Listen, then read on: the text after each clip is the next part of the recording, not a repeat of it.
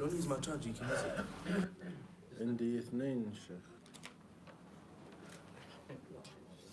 وعليكم السلام ورحمة الله وبركاته. غدا إن شاء الله.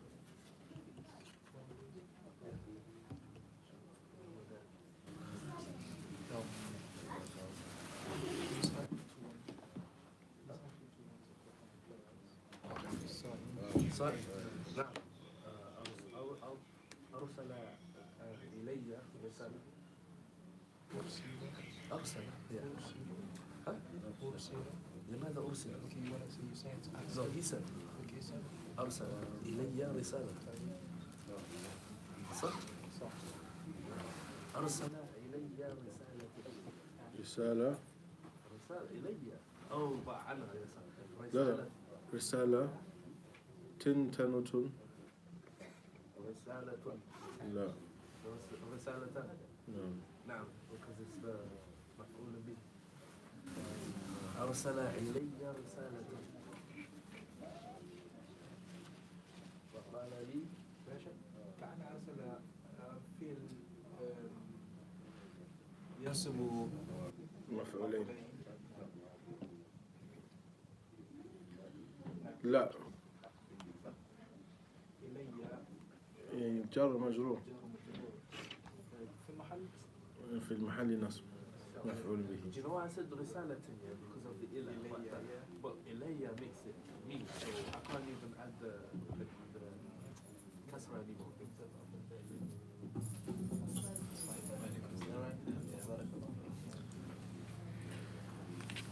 إن الحمد لله نحمده ونستعينه ونستغفره ونعوذ بالله من شرور أنفسنا ومن سيئات أعمالنا من يهده الله فلا مضل له ومن يضلل فلا هادي له وأشهد أن لا إله إلا الله وحده لا شريك له وأشهد أن محمدا عبده ورسوله صلى الله عليه وعلى آله وصحبه ومن سار على سبيله إلى يوم الدين أما بعد.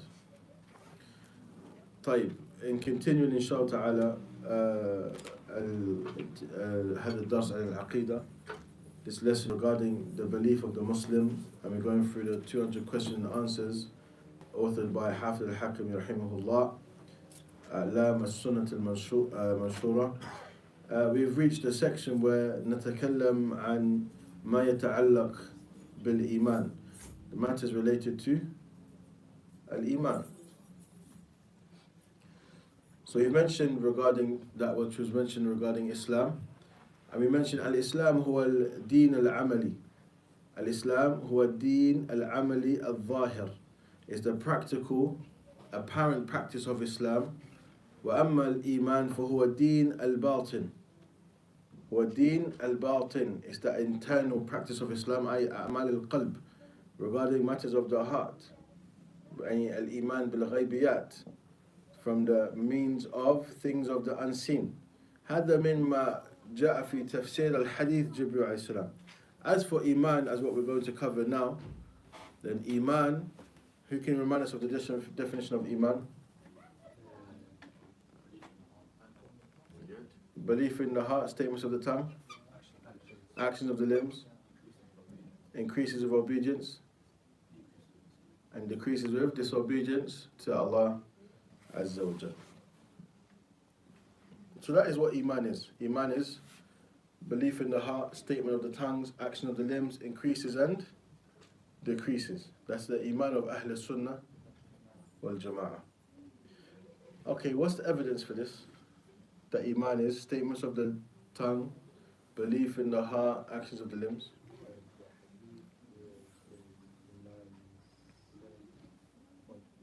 Now, Al-Iman bid'un wa sab'una shu'bah. The Iman is 70 odd branches. A'laha qawlu la ilaha illallah. The highest branch is saying la ilaha illallah. Wa adnaha imatatul adha 'an al-tariq, removing something harmful from the pathway. Wal haya shu'batun min al-iman. And modesty is a branch of Iman. And that is evidence of actions of one's heart. So the author, he mentioned ما هو الإيمان. Now when it comes to clarifying what is Iman, the author, he says, what is Iman? He says, Al-Imanu qawlun wa amalun. He says, Iman is statements and actions. Statements and actions.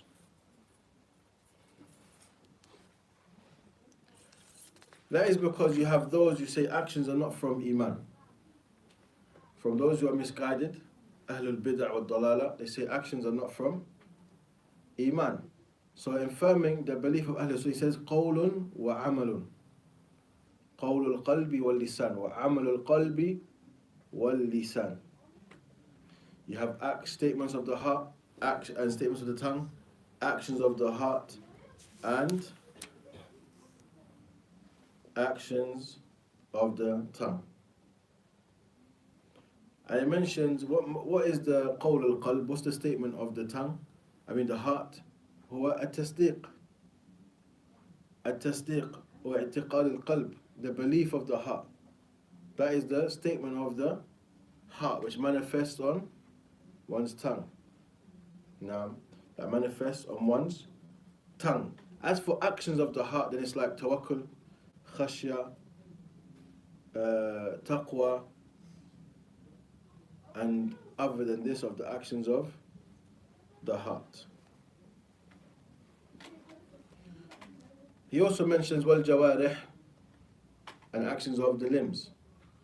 يزيد بالطاعة وينقص بالمعصية ويتفاضل أهله فيه. The people of Iman, they fluctuate in virtue. And not everyone is the same. Now, not everyone is the same. For example, the Muhajirun are more virtuous than the Ansar. Now, السابقون الأولون, they are more virtuous than the Ansar. That's why when the Prophet said, حب الأنصار آية الإيمان, love for the Ansar is a sign of Iman. So that means if we mention love for the Ansar, without doubt we're referring to love of the Muhajirun. Why? Because they come first. They come first. وبغض الأنصار آية النفاق, hatred towards the Ansar is a sign of hypocrisy. So without a shadow of a doubt, the likewise is the same for بغض المهاجرين, those who have animosity towards al-muhajirin.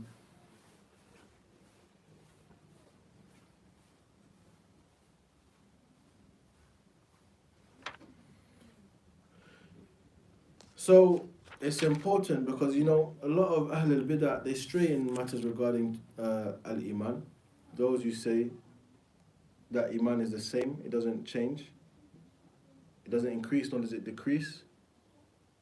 وهذا مردود بالأدلة الشتى. This is rejected by many evidences. As Allah mentions, وإذا تليت عليهم آياتنا زادتهم إيمانا. When our verses are recited over them, it increases them in Iman. So Iman increases. Now, so for a person to believe that Iman stays the same, then this is khata. This is not correct.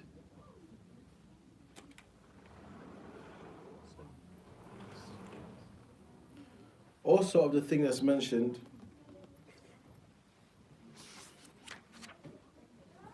he mentions مَا الدَّلِيلُ عَلَى كَوْنِهِ قَوْلًا وَعَمَلًا. What's the evidence for Iman being statements and actions?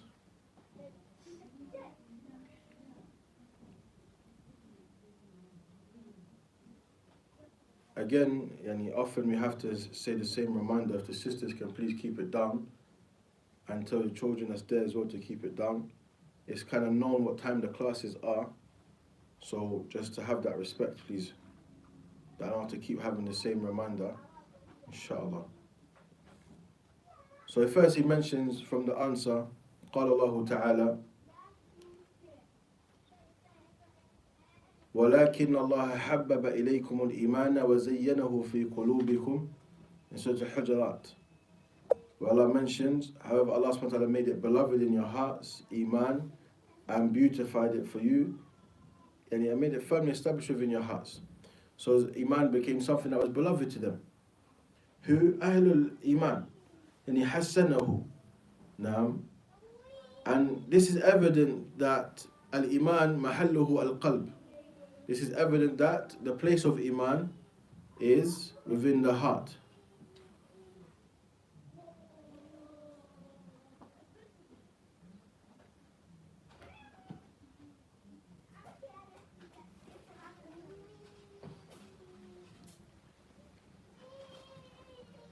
But as we said with the children, can you teach them to keep it down? You know, the Salaf, their mums would send their children to the masjid to learn manners, not to play around.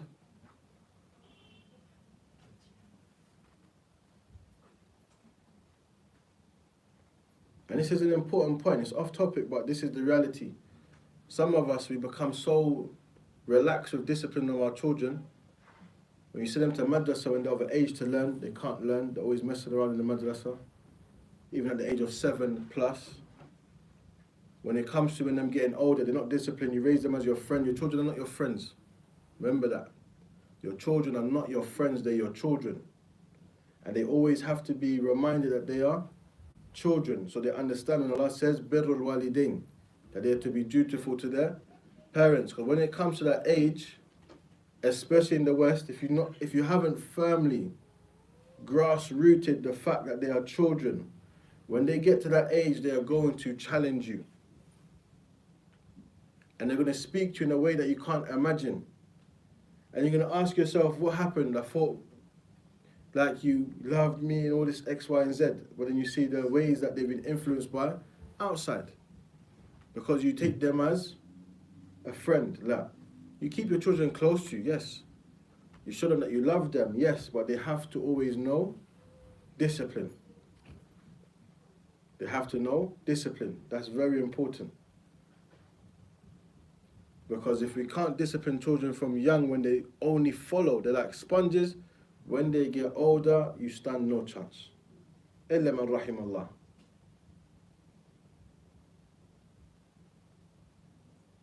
So these things we have to work on. We have to change. You see, because now we struggle, subhanAllah. How many of us can say in these communities we have children under 10 who's memorized Quran? If you find a child under 10 in London who's memorized Quran, it seems like gold dust, a diamond. It's so rare, hard to find now. We start teaching them Quran, as soon as they start to mess around, we give up, khalas, done, go away. The child has to learn to hold that place and sit down. Whether they like it or not, that's not their choice. They're the child, the parent knows better than the child. The child follows the parent. And the same way, when we're in the masjid, for example, if there's classes going on, if the children see the parents talking during the class time, what's going to happen? The children are going to talk and mess around during class time. Simple.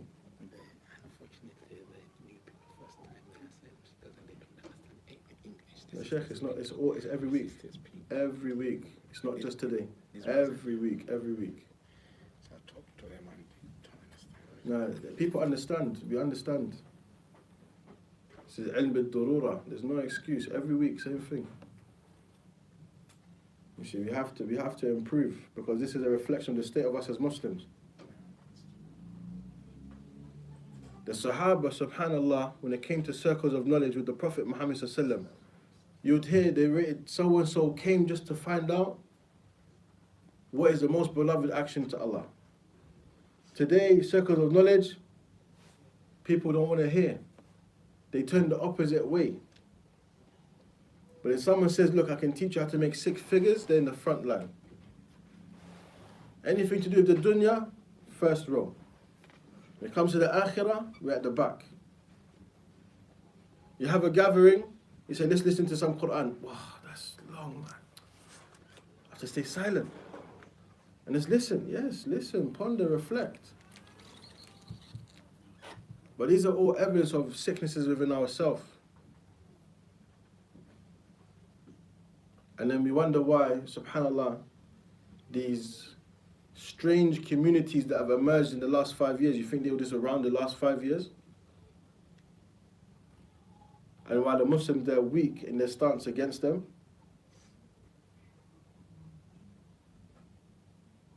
This is the problem. We don't even see it. We don't even see the relationship. That's how bad it is. We see it's got nothing to do with anything. But then you find the ignorant Muslim who doesn't have no knowledge.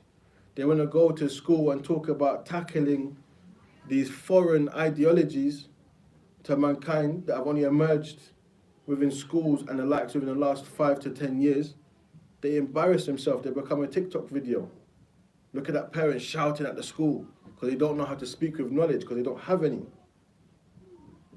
Well, whose fault is that? It's their fault. You see, this is the problem that we have.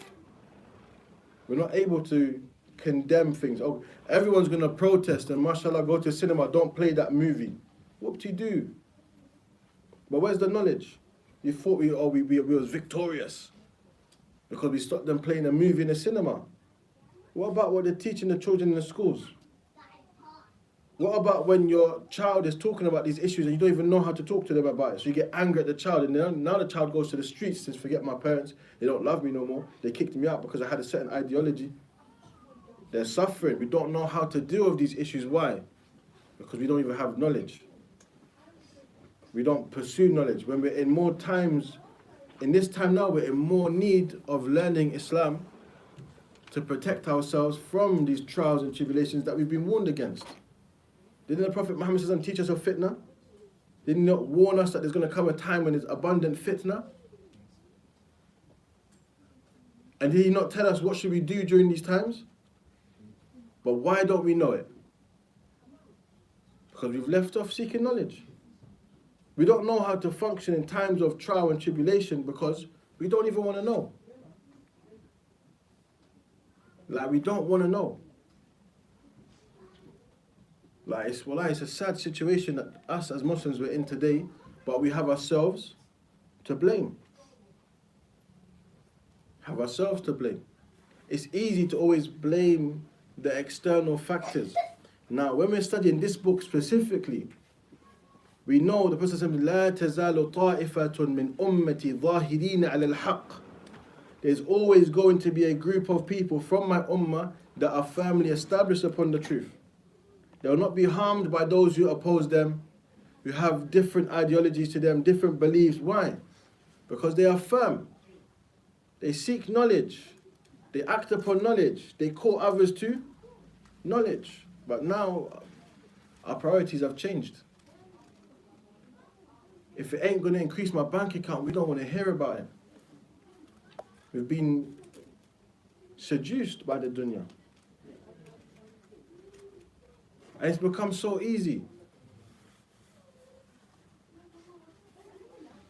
Parents distracted. I'm teaching children in madrasa. I said, has your parent looked at your homework diary and checked and done Quran with you? They said, no.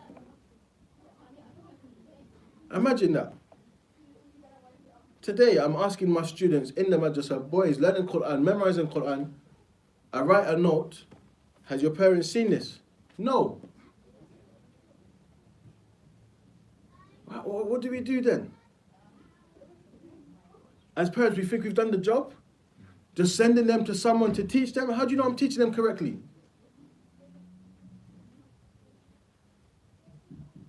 How do you know? How do you know if your child's progressing? But because you pay a small amount of money monthly to send them to the madrasa, you think you've done it. MashaAllah, brother. MashaAllah, sister. You're doing well. Your child's going, madrasa, what surah are they on? You have to ask them. I don't know. Okay, what about you? What surah are you on? I haven't even started yet, I'm thinking about it, when I find some time, life's difficult right now, it's very, very hard, I don't have any time to commit to Allah Azza wa Jalla and the Quran, the book of Allah, to learn it, to recite it properly. The reality is in the West, most of us are sending our children to the madrasa because we can't do it ourselves. That's a sad reality. We don't know how to read the Quran, We cannot teach our children the Quran. We think it takes hours just to spend 15 minutes of quality time with the child before they go to bed. Just 15 minutes. It's like we're so fast to get them outside the house. I say, okay, before you go to bed, I have to go to bed by 8 o'clock. Okay, madrasa finish at 7. You're going to get home by 7:20. You're going to eat and you're going to go straight to bed. Okay, where's that contact with the parent? That's why the children don't listen to their parents, because they spend the least time with their parents. They listen to everyone else who they spend most time with. Who do they spend most time with? School, outside. Sometimes the teachers that are calling to misguidance, if you're not actually checking what your kids are learning in the madrasa. But then it's the big question, why is it when the children in our community, they get to the age of 15, they may have even memorized Quran, they don't benefit from it? Again, phone, we give the child a phone, said, I'll see you later. They're moaning, they want attention, I'll give them the phone, no problem. That'll fix things. And we have to rectify our affairs. Like once you make a decision to have a child, it comes with a responsibility, whether you like it or not. If you're not able to be there as much as you'd like to be, you have to make sure you're doing something at least. If you can't teach your child, then you need to be checking with the teacher. How was he today? How were they today? Were they good? What did you learn today in the madrasa? Or what surah are you on? Okay, you don't know how to read Quran. You don't know. Okay, I know I can go on YouTube and find Minshawi for you. I can find Husri for you. I can find the best reciters for you, and it has the learning way of listening. So, okay, I don't know it, but here, I'm going to play it for you. Just listen and follow. And you see, you can just listen as your child's saying it, as the sheikh is saying it on the TV, on the YouTube, the channel. But we don't even do that. Or we send our children to the madrasa as mothers, and we expect them to wear the abaya, the hijab, but they're not. As parents, we're not wearing that. We're not wearing that. That doesn't make any sense to me. That's so strange. The mum sends the child to the madrasa and dresses however she wants to dress, but expects the child to be covering. Then when she's getting all attention from foreign boys at a certain age, because she doesn't wear it when she gets to 15 anymore, you're saying, oh, how do I deal with this, Sheikh? Come on. In the hadith of the 7 who be granted shade from Allah Azza wa Jal, it says a child that was raised and nurtured upon obedience to Allah Azza wa Jal. We're falling short. But it's our attitude as well. Like, we are the ones who are supposed to set an example.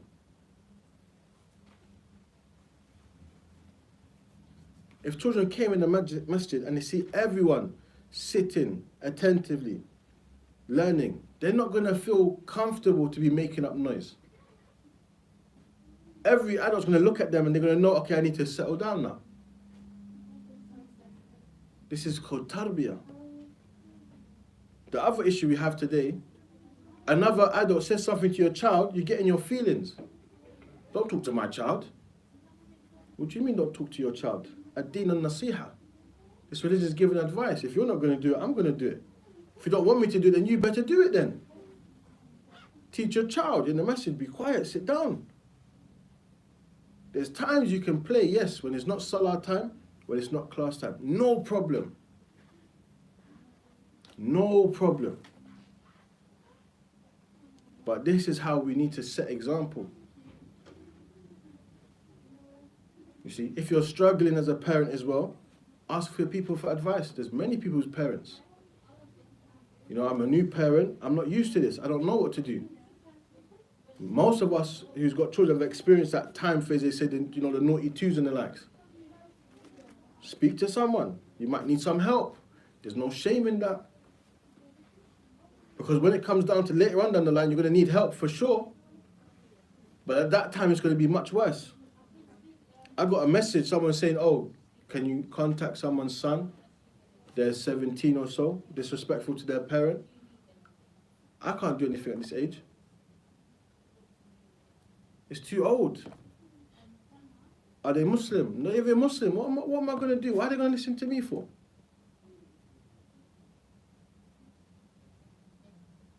You see? These are the things that we have to take into consideration. Because see, this iman, you have to safeguard it. All of these things affect your iman. All of these things affect your iman. The society that you live in, okay, yeah, mashallah, London, we got masajid. We can pray 5 times a day in the masjid. But as soon as you leave the masjid, you have everything that is attacking your iman. Then we start saying, no, I'm okay. No, you're desensitized. You're not okay. It's become normal to you.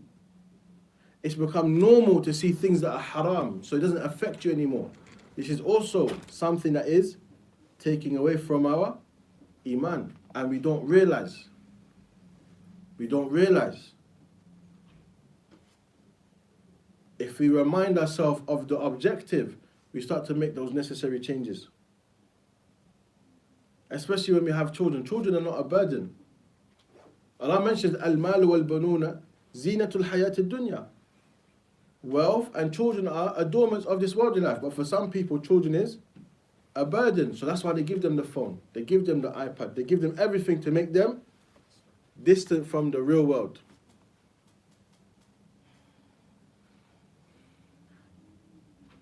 You see, this is not, it doesn't work like that. I remember I read an article, and it was advice to parents, and they mentioned there's nothing wrong with your children being bored. There is nothing wrong with your children being bored. What's the benefit of your child being bored? Who knows the benefit? They will look for something productive to do. What does it help them become? Creative. Have you seen those videos of like the poorest of children? They can't afford a board game. They can't afford a PlayStation. What do? They get a stick, they go to sand, they draw a square. They mark in each corner and they dig a hole. Then they get 4 stones each and they make a game out of that. Who can throw it in the hole? Your child from the West will probably go there and have the best time of their life playing that game they never ever would have thought about because of comfort and luxury. But when you don't have, what do you start to use? Your mind. Your imagination. But now we make our children dumb. As soon as they cry, here, don't worry, just take this. So what do they become used to? It's always receiving something. Cry, you get something. Cry, you get something. But what happens when they're older? They stop crying. And now you have nothing left to give them. So what do? They go to look for it somewhere else. Especially young boys in West London, South London and these places, they're going out on the street corners. They're going to the estates. And what are these so-called bosses doing? These shameful people. Well, you haven't got a phone, young boy. Here, hold that phone. What did he do? He moaned about how hard his life was. He said, you ain't even got a phone? Look at those trainers. Come, let me hold you. Then he says to the child, you owe me some money now. What do you mean? Don't tell your parents, because if you tell your parents, I'm coming for you. Yes, this is the reality that not everyone's going to tell you about. But he says, you know what? I know how you can fix it. Get rid of this stuff for me and give me back my money and I'll give you a little change. You can buy yourself something. The same process. They become used to cry and moan. Someone's going to give you something. La. Children need to learn discipline because the benefits of discipline come when they're older. That's one thing I'm grateful for my parents. Do you think now I can ever disrespect an elder? No way. If I disrespected an elder as a child, I would have got boxed before I could have finished my sentence. So fast, I wouldn't even seen it coming. You see? But the children today, Ask a child on the bus to be quiet and watch what happens.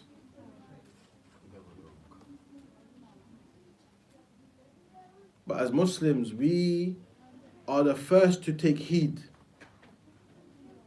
because our children can benefit us.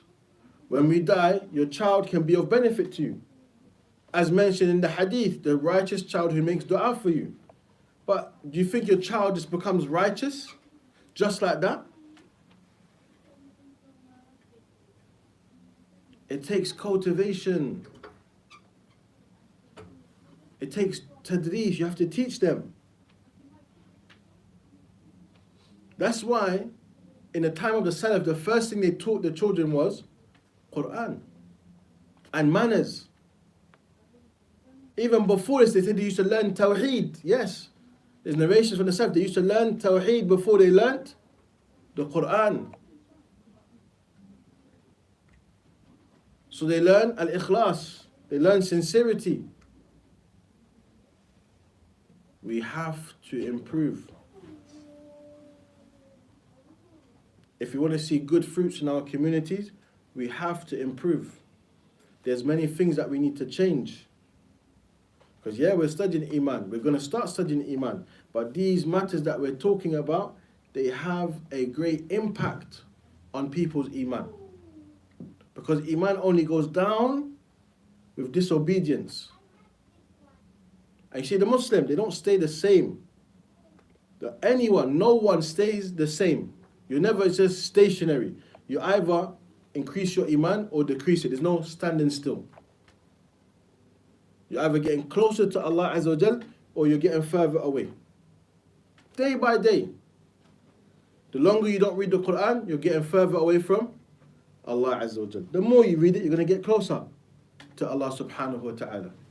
But if you just stay the same, relax, you're only going to digress, backtrack.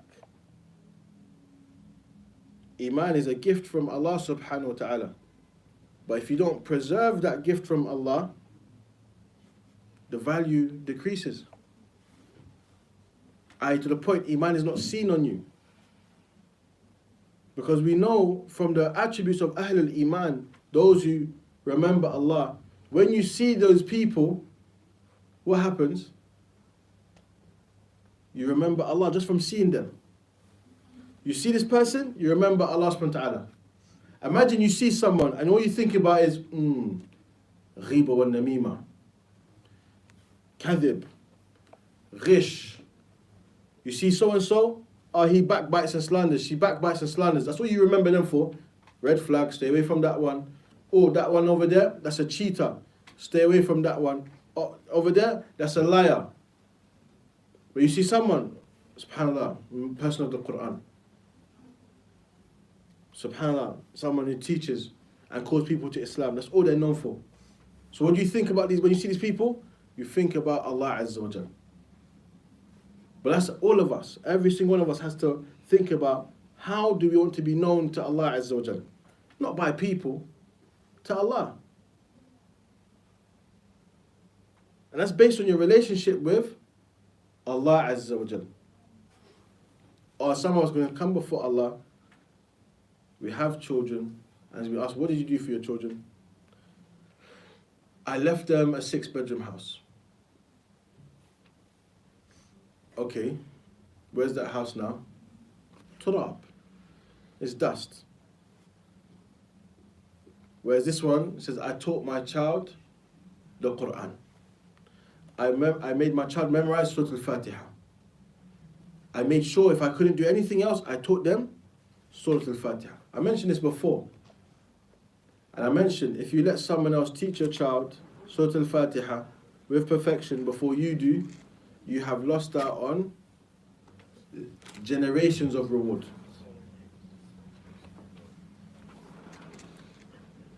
Generations of reward.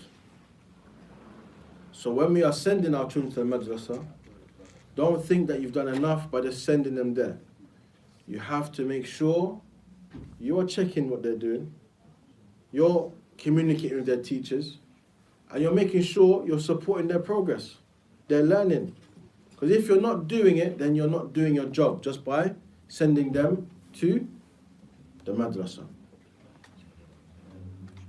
So as we mentioned, it's important, despite it being off topic, it's very related to the realities of preservation of Iman, of ourselves and of our children. But when the author went into this topic, discussing the evidence of Iman being statements and actions,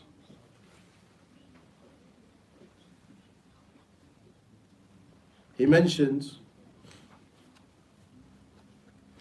well, Allah says in Surah Al-A'raf, فَآمِنُوا بِاللَّهِ وَرَسُولِهِ, believing Allah and His Messenger. فَهَذَا مَعْنَى الشَّهَادَتَيْن, this means the shahadatain, i.e., you have to say it. You testify with your tongue. The asl is you believe it in your heart, and then you affirm this with your tongue. اللتين لا يدخل العبد في الدين إلا بهما وهي من عمل القلب اعتقادا ومن عمل اللسان نطقا لا تنفع إلا بتواطئها أو بتواطئهما. It mentions no one enters into Islam except by the shahadatain. Now, the first part is action of the heart, and that is your belief in the shahadatan. Example. Second is actions of the limbs, and that is the tongue, and that is your testimony, your utterance, that you say it, you pronounce it, you declare it with your tongue. That is the action of your tongue. If these two don't come together, belief in the heart and the statement of the tongue, then there's no benefit from the shahada. There is no benefit from the shahada. The person says the shahada, but they don't believe it in their heart. هل دخل في الإسلام? No. They say it, but they have not believed in the heart. This is a munafiq. They don't enter into Islam. Person says they believe in the heart, but they say, I'm not saying it. This person doesn't enter into Islam. This person does not enter into Islam. If you truly believe it, why don't you say it? If you truly believe, why do you not declare it? Also, Allah subhanahu wa ta'ala mentions in Surah Al-Baqarah, وَمَا كَانَ اللَّهُ لِيُضِيعَ إِيمَانَكُمْ. Allah is not going to waste your iman. It says imanakum in this ayah means salatakum, your salah. Your salah.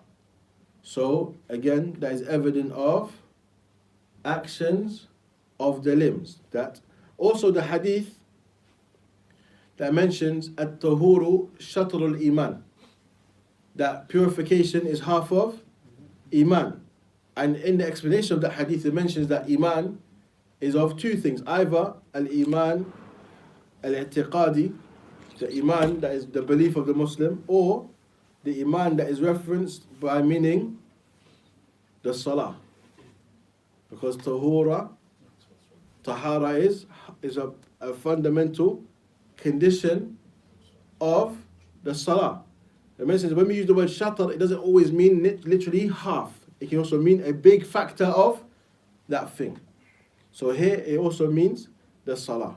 So iman is sometimes referenced in the Quran and the Sunnah as referring to actions, i.e. the salah. And that was in relation to, why did Allah say, وَمَا كَانَ اللَّهُ لِيُضِيعَ إِيمَانَكُمْ? What was the situation here? تحويل القبلة, the direction of the qibla was changed.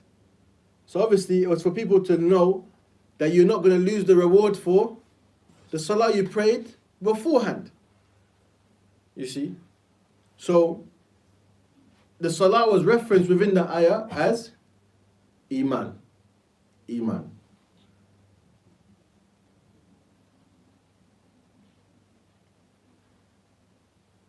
And what's mentioned here, the author says, سَمَّ الصَّلَاةَ كُلَّهَا إِيمَانًا. Salah in its entirety was referred to as iman. Why? Because هي جامعة لعمل القلب واللسان والجوارح.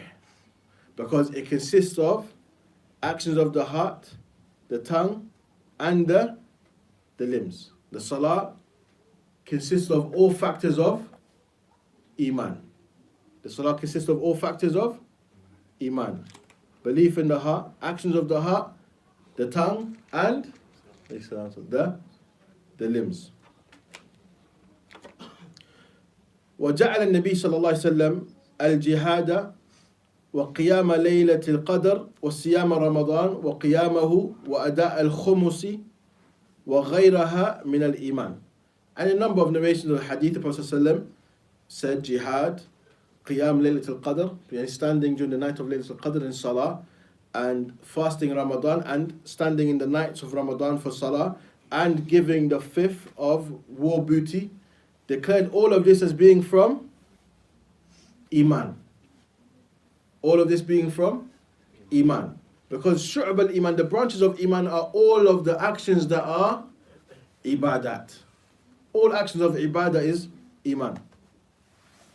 Inshallah, one day in our course of going through matters regarding belief, we will come to talk about that which is specifically authored on Shu'ab al-Iman, the branches of Iman.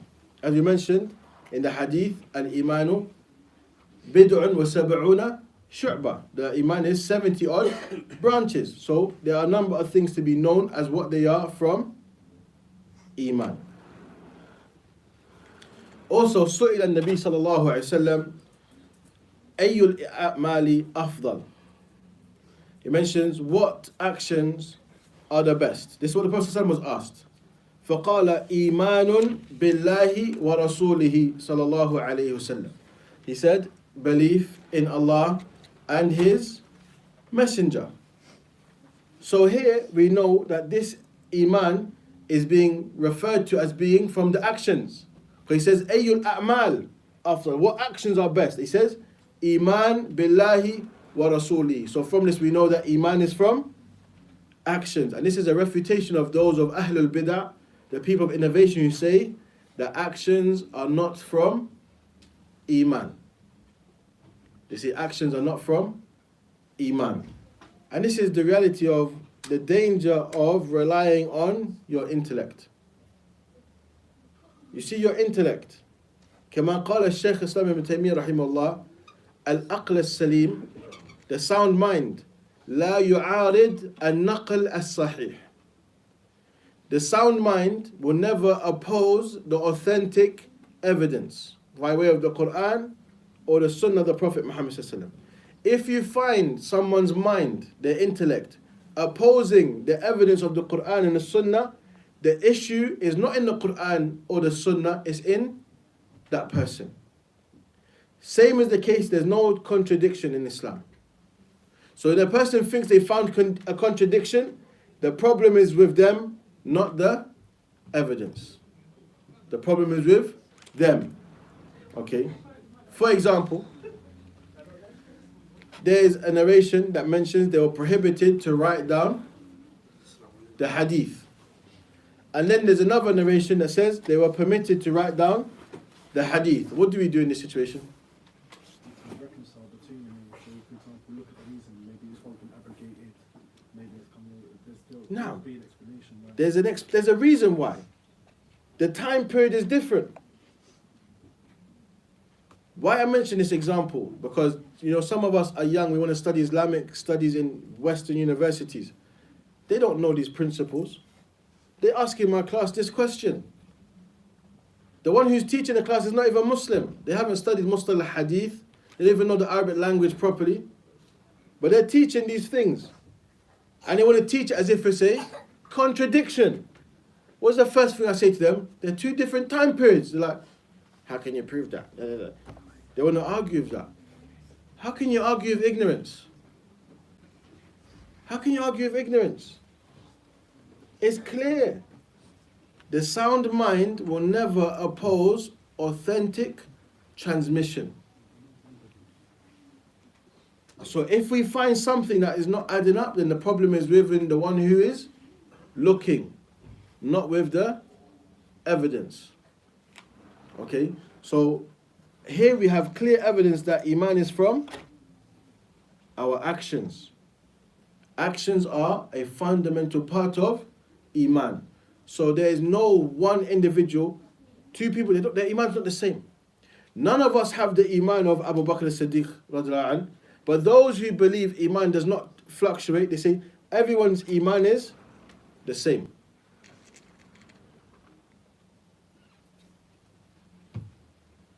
Does that make sense? هذا مردود بالعقل. The most evil of people, you're telling me his Iman is the same as the best of mankind? Does that make sense? لا. هذا مردود عقلا ونقلا. That is rejected by way of sound mind as well as evidence. We'll pause here inshallah, and after salah we'll continue.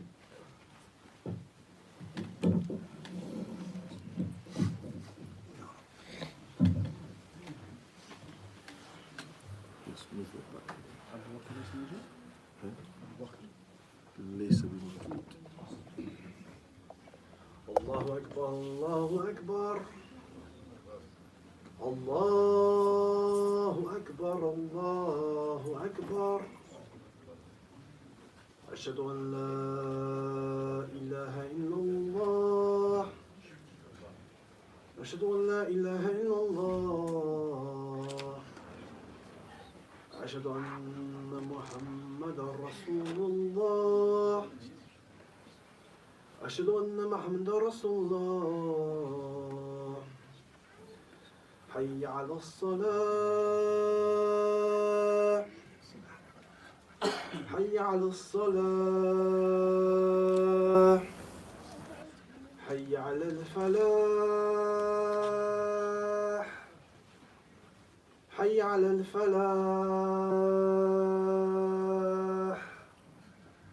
الله أكبر الله أكبر لا إله إلا الله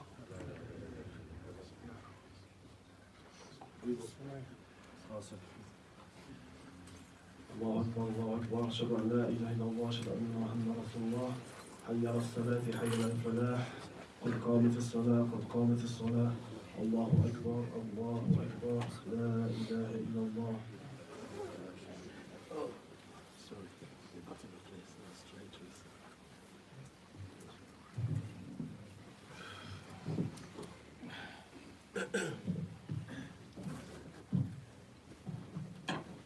استووا صفوفكم استووا اعتدلوا تسوية الصفوف من تمام الصلاة الشيء من الراجل والجالس.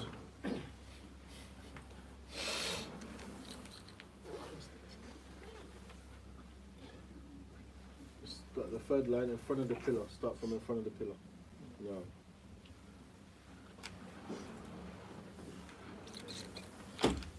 Allahu Akbar.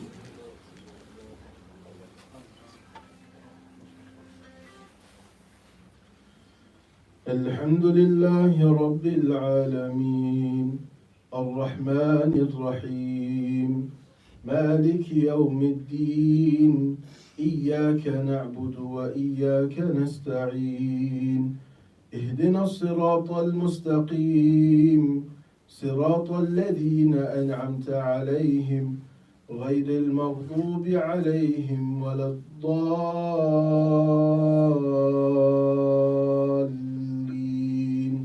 آمين.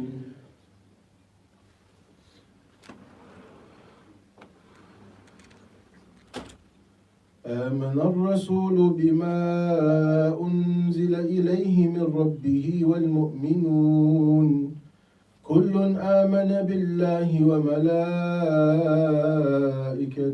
وكتبه ورسله لا نفرق بين أحد من رسله وقالوا سمعنا وأطعنا غفرانك ربنا وإليك المصير لا يكلف الله نفسا إلا وسعها لها ما كسبت وعليها ما اكتسبت ربنا لا تؤاخذنا إن نسينا أو أخطأنا ربنا ولا تحمل علينا إصرا كما حملته على الذين من قبلنا ربنا ولا تحملنا ما لا طاقة لنا به واعف عنا واغفر لنا وارحمنا أنت مولانا فانصرنا على القوم الكافرين. الله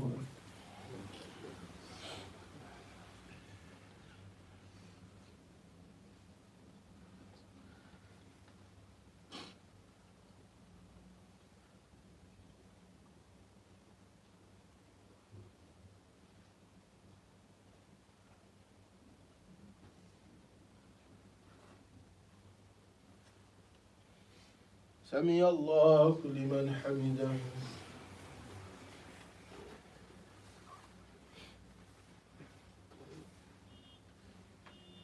الله أكبر.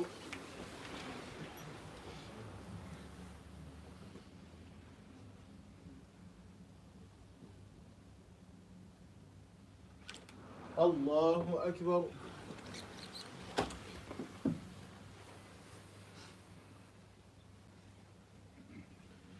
الله أكبر.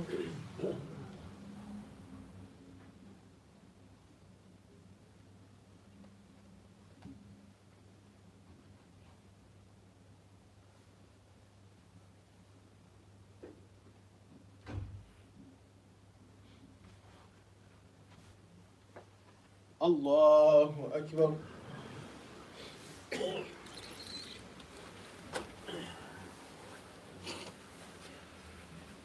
الحمد لله رب العالمين الرحمن الرحيم مالك يوم الدين إياك نعبد وإياك نستعين اهدنا الصراط المستقيم صراط الذين أنعمت عليهم غير المغضوب عليهم ولا الضالين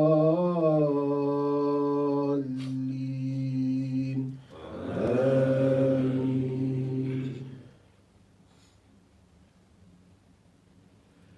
إن للمتقين مفازا حدائق وأعنابا وكواعب أترابا وكأسا دهاقا لا يسمعون فيها لغوا ولا كذابا جزاء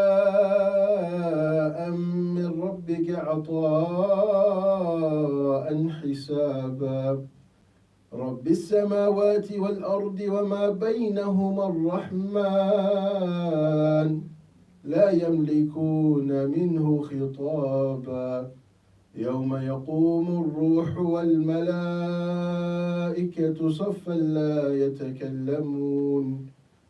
يتكلمون إلا من أذن له الرحمن وقال صوابا ذلك اليوم الحق فمن شاء اتخذ إلى ربه مآبا إنا أنذرناكم عذابا قريبا يوم ينظر المرء ما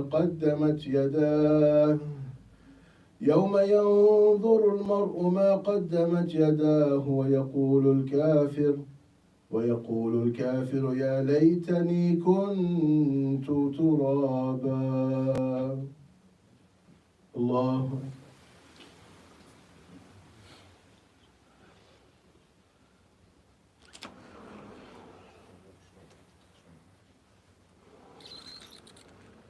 سمع الله لمن حمده.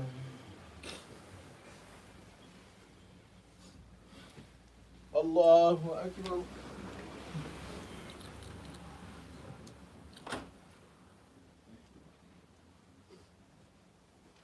الله أكبر.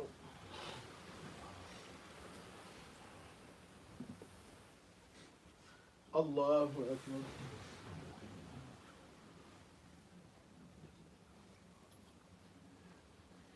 الله أكبر.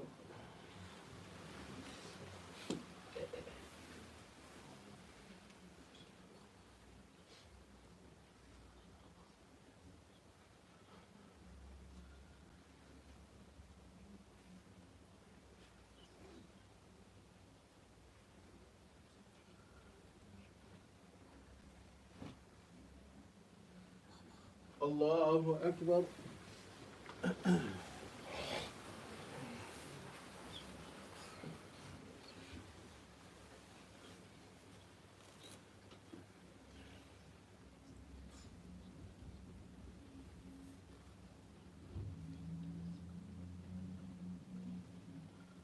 الله أكبر.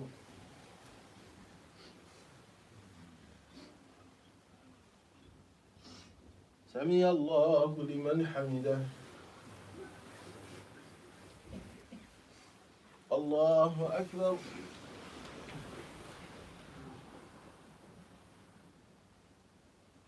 الله أكبر.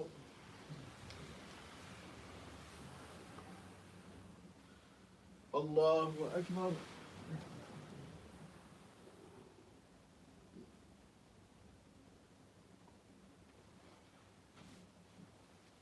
الله أكبر.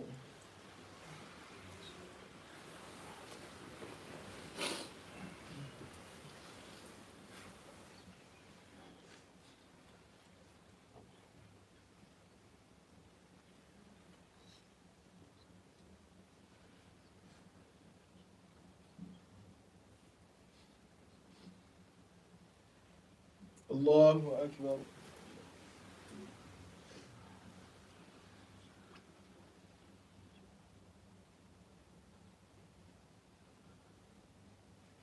سمع الله لمن حمده.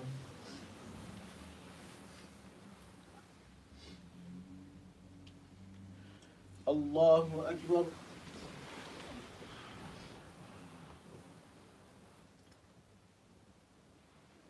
الله أكبر.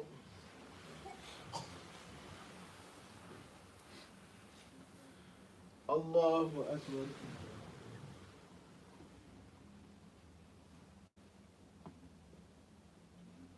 الله أكبر.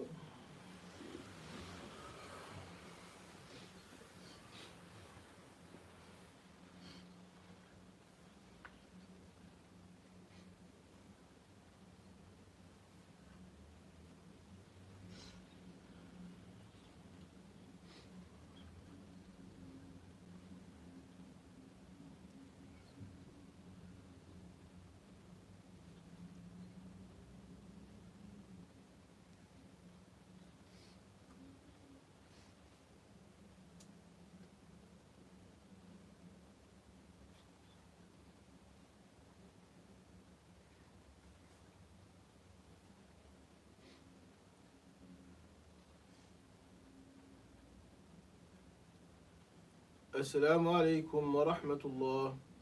السلام عليكم ورحمة الله.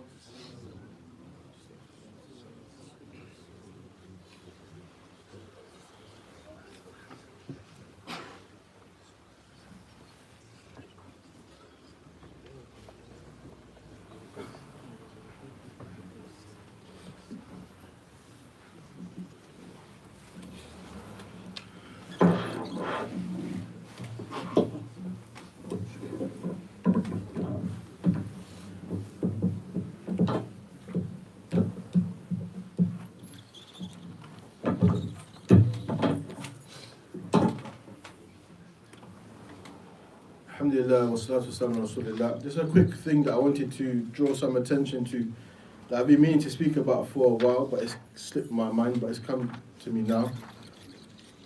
Allah subhanahu wa ta'ala, He mentions in the Quran, خُذُوا زِينَتَكُمْ عِنْدَ كُلِّ masjid.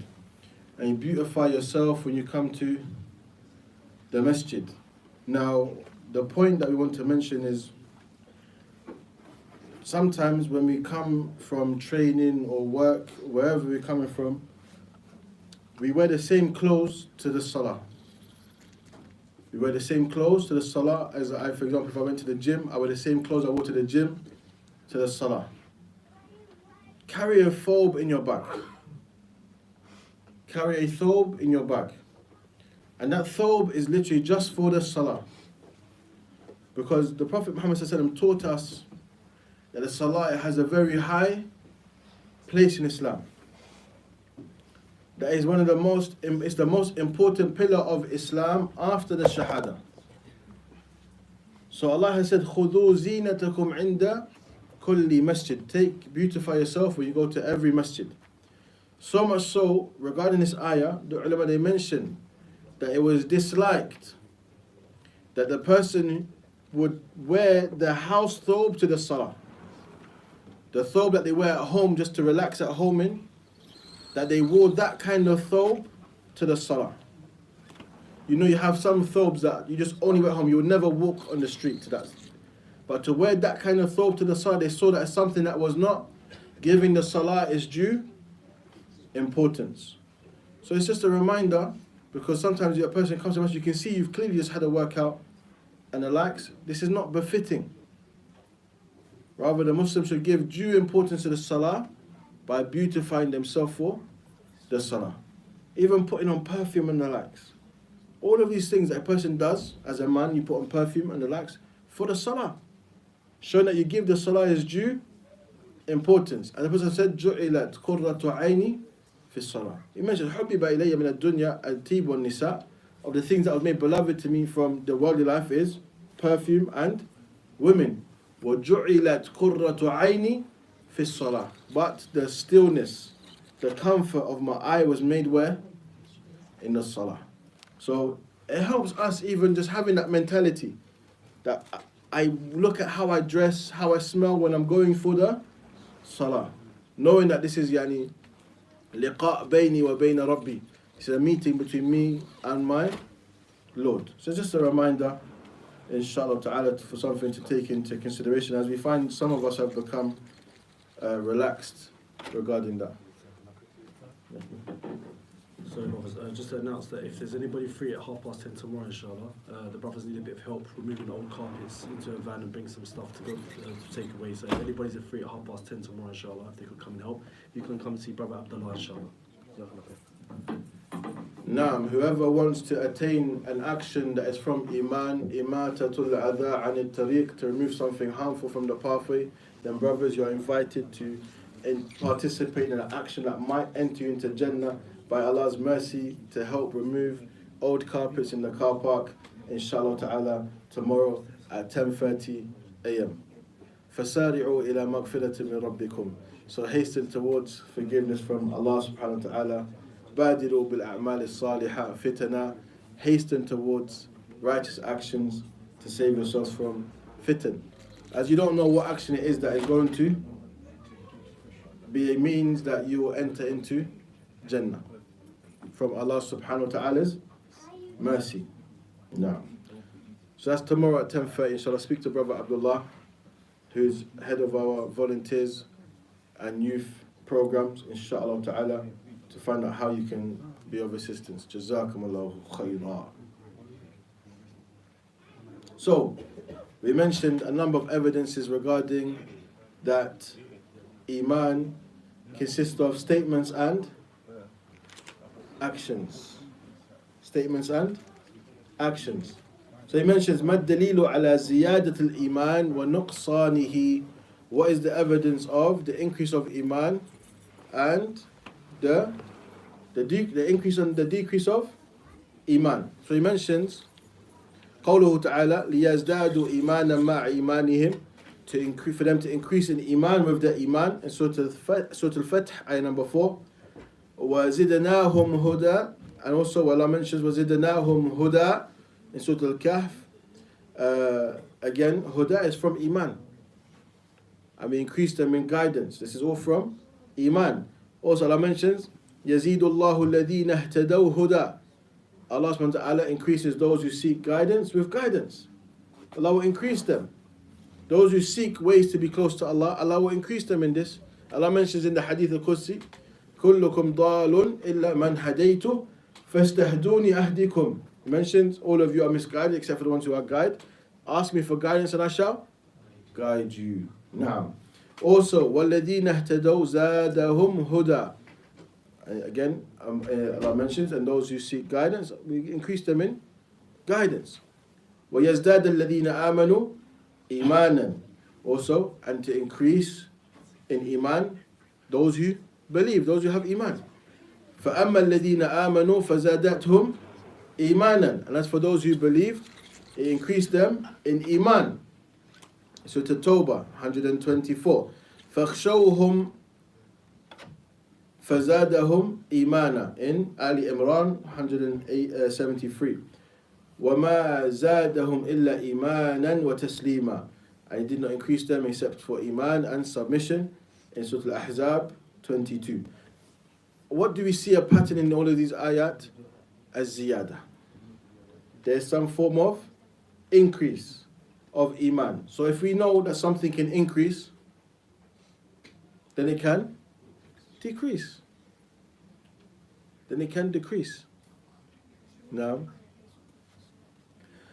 also,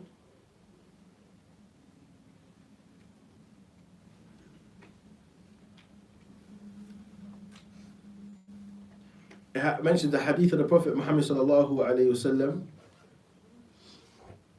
لو أنكم تكونون في كل حالة كحالتكم عندي لصافحتكم الملائكة. أخرجه مسلم. And it mentions in another narration, and here it mentions, if you were to be in all of your circumstances as you are with me now, then the angels would shake your hands. The angels would shake your hands. It mentions here in another narration, وَالَّذِي نَفْسِي بِيَدِهِ إِن لَوْ تَدُومُونَ عَلَى مَا تَكُونُونَ عِنْدِي وَفِي الذِّكْرِ لَصَافَحَتْكُمُ الْمَلَائِكَةُ عَلَى فُرُشِكُمْ وَفِي طُرُقِكُمْ وَلَكِنْ يَا حَنْظَلَةُ سَاعَةً وَسَاعَةً. So this is evidence that iman, it fluctuates. It goes up, it goes down. But we understand the reasoning behind this. It goes up with ta'ah, it goes down with ma'asiyah. So here, if we was always in the state as they were with the Prophet Muhammad ﷺ, when they were with him, remembering Allah Azza wa Jal, if they were constantly like this, never changing, never decreasing, always on that high, always on that increase, the angels will come and shake their hands. But it's the reality that mankind, sa'at and sa'at, they like this. وَلِهَذَا الْقَلْبُ سُمِّيَ قَلْبًا. That's why the heart is called al-qalb. يَتَقَلَّب is always changing. That's why it's called qalb. You see, يَتَقَلَّب, always changing. And that's why the Prophet ﷺ taught us from the thing he used to ask Allah subhanahu wa ta'ala the most for, يَا مُقَلِّبَ الْقُلُوبِ ثَبِّتْ قَلْبِي عَلَى دِينِكَ. O changer of the hearts, make my heart firm upon your religion, your deen. So,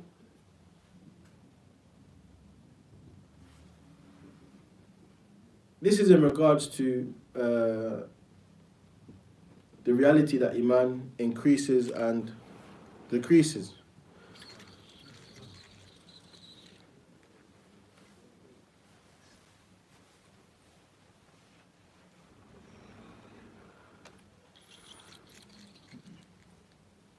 And what's mentioned that some asked, for example, someone asked Sheikh Ahmed ibn Yahya al-Najmi rahimahullah, هل للنقص دليل في الكتاب? Is there evidence in the Quran for decrease of iman? So he mentioned النقص يقابل الزيادة. The decrease is the direct opposite of increase. So it's by way of what is understood. For something to be to increase, it has to also decrease.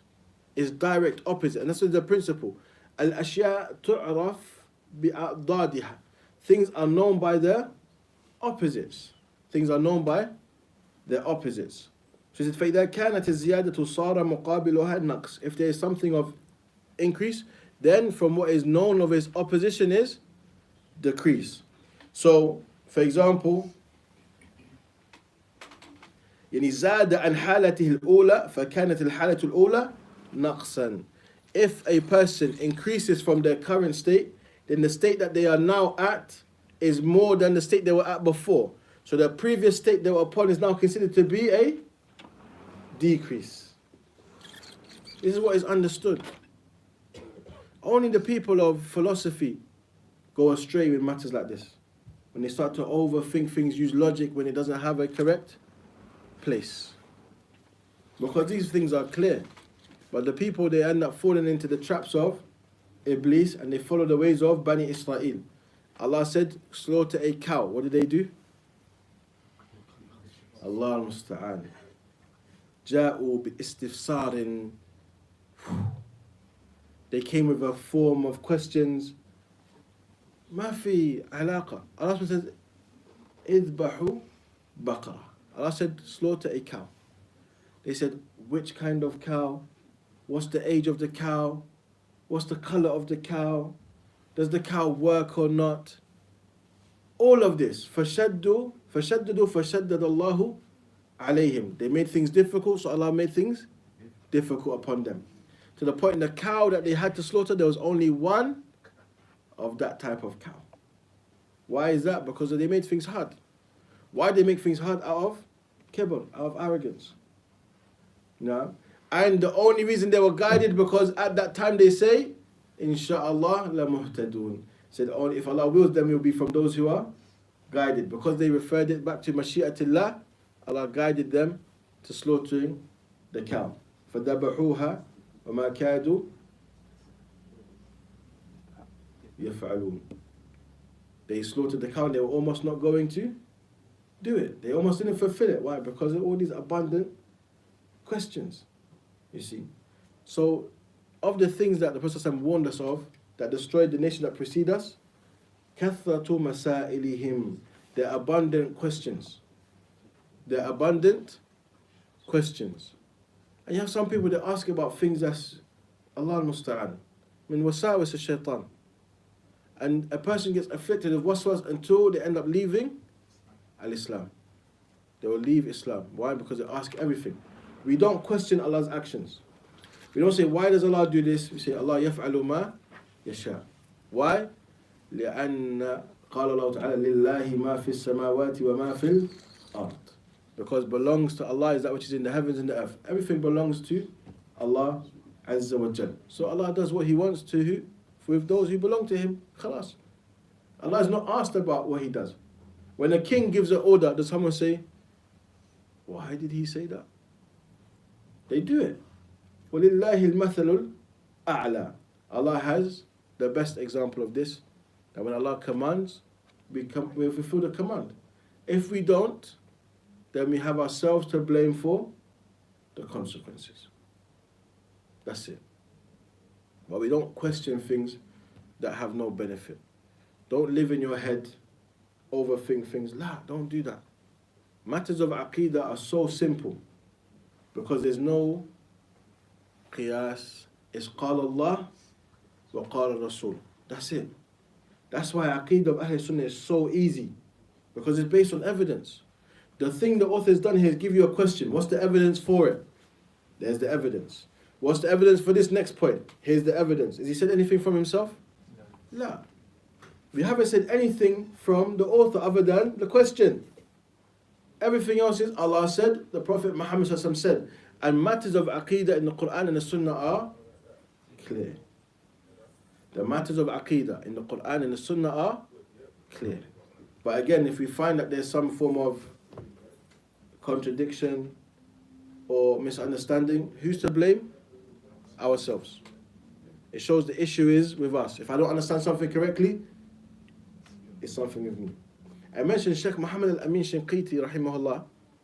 When he didn't understand a mas'ala, he said he would stay up until he understood it, and maybe it would reach Fajr time. It would reach Fajr time by the time he's actually understood it, and then he would go see if something bothered him. Why? Because he knows al-aql as-salim la yu'arid al-naql as-sahih. The sound mind can never contradict the sound transmission of Quran and Sunnah. You see. So inshallah I will continue next lesson from more matters regarding Iman as we started the new topic of the book, and that is matters to do with Iman.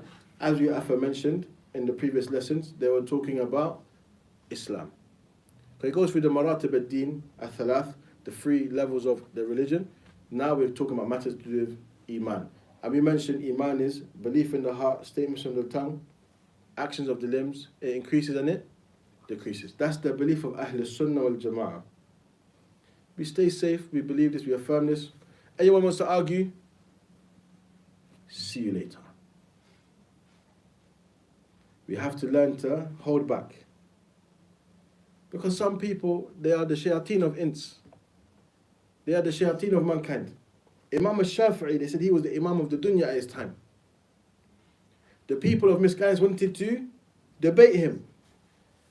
Alhamdulillah, I've been Muslim for 17 years now. I still don't know where Speaker's Corner is. I don't know where it is. Someone says it's over there. I haven't seen it. I've never been there. I don't plan on going. Ever. It's for those people who goes. I'm not going to dispraise it, but I'm just going to say, I know myself. I'm not debating nothing. I don't have time to debate. I need to make sure I'm safe. Imam al-Shafi'i, they said, Isma' minni kalima. He said, Wala harf kalima. Wala nisf kalima. He said, just listen to one word. He said, not even half. This is Imam al-Shafi'i, rahimahullah, Imam al-Dunya. And his student said, why don't you debate him? You can, you have the knowledge. He said, I don't want anything of their speech to enter into my heart. There was a Sheikh Abdullah Qusaymi. He died as an apostate. He died as an apostate. He died as a kafir. Why? Because he entered into matters of qadr and had gone into places where it was not befitting. And what happened? Apostated. I remember we mentioned that's the one time the Prophet Muhammad made inkar, rebuked the Sahaba bil yad. With his hand, he threw small stones at them. Why? Because when he came out, they were disputing matters of qadr. He said, Abi hadha umirtum. So angry upon them, he said, was you commanded with this?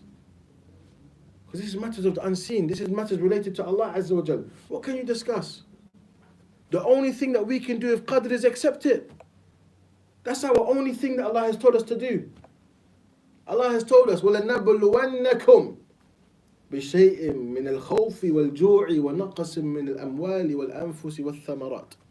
Allah has told us He's going to test us. And that is the qadr. You'll be tested with fear, hunger, poverty, loss of life. These people are dead to you, they're going to die. 100%. This is a test.